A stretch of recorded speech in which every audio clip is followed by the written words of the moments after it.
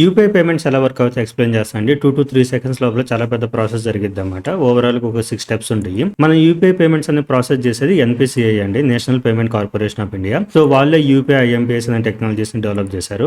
So ప్రతి bank NPCI తో tie up అయి ఉండేదండి. అంటే వాళ్ళు ఏపీఎస్ ని ఇంటిగ్రేట్ చేసుకుంటారు అనమాట. సో మనం పేమెంట్స్ అని గూగుల్ పే, ఫోన్ పేలో చేస్తాం కదా, వీటికి డైరెక్ట్ గా ఎన్పిసిఐ యాక్సెస్ ఉండదు. వాళ్ళు వేరే బ్యాంక్స్ తో టైఅప్ అవ్వాలి. ఎగ్జాంపుల్ కి గూగుల్ పే వచ్చేసి యాక్సిస్ హెచ్డిఎఫ్సి తో టైఅప్ అయింది. అలాగే ఫోన్ పే వచ్చేసి ఎస్ బ్యాంక్ తో టైఅప్ అయిందండి. ఎగ్జాంపుల్ కి ఫోన్ పేలో నేను ఇప్పుడు మనీ పంపిస్తున్నాను అనుకోండి. సో నా యూపీఐ పిన్ ఎంటర్ చేసిన తర్వాత నేను ఎంటర్ చేసిన యూపీఐ పిన్, అలాగే ఎంత అమౌంట్ పంపిస్తున్నాను, ఎవరికి పంపిస్తున్నాను, నా యూపీఐ ఐడి, వీటన్నిటిని ఎన్క్రిప్ట్ చేసి ఈ ఫోన్ పే ఎస్ బ్యాంక్ పంపిస్తుంది. ఈ ఎస్ బ్యాంక్ ఏం చేసిద్ది అంటే ఆ డేటా మొత్తాన్ని ఎన్పిసిఐ కి ఫార్వర్డ్ చేసిద్ది అనమాట. ఈ ఎన్పిసిఐ ఏం చేసిద్ది అంటే తర్వాత ఫ్రమ్ బ్యాంక్ టు బ్యాంక్ కి రిక్వెస్ట్లు పంపించింది. సో ఫస్ట్ రిక్వెస్ట్ అనేది ఫ్రమ్ బ్యాంక్ వెళ్ళిద్ది. అంటే నేను నా అకౌంట్ నుంచి పంపిస్తాను కాబట్టి నా అకౌంట్ కి వెళ్ళిద్ది అనమాట. ఎగ్జాంపుల్ కి యాక్సిస్ అనుకోండి. సో యాక్సిస్ బ్యాంక్ రిక్వెస్ట్ వెళ్ళినప్పుడు యాక్సిస్ బ్యాంక్ నేను ఎంటర్ చేసిన యూపీఐ పిన్ ని వాలిడేట్ చేసిద్ది. అలాగే బ్యాలెన్స్ కూడా చెక్ చేసిద్ది అనమాట. సో యూపీఐ పిన్ రాంగ్ అయినా లేకపోతే నా దగ్గర సఫిషియెంట్ బ్యాలెన్స్ లేకపోయినా సరే ఎర్రర్ మెసేజ్ అనేది మళ్ళీ తిరిగి ఎన్పిసిఐకి వెళ్ళిపోయింది. అక్కడ నుంచి ఎస్ బ్యాంక్ నుంచి ఫోన్ పేకి వచ్చి మనకి ఆ ఫోన్ పేలో డిస్ప్లే అయింది అనమాట. సో ఒకవేళ పిన్ కరెక్ట్ అలాగే బ్యాలెన్స్ కూడా ఉండేది అని అనుకుంటే సో ఆ బ్యాలెన్స్ అమౌంట్ ని ఫ్రీజ్ చేసి ఎన్పిసిఐకి అప్డేట్ చేసిద్ది. ఎన్పిసిఐ ఏం చేసిద్ది అంటేనే టూ బ్యాంక్ కి రిక్వెస్ట్ పంపించింది అనమాట.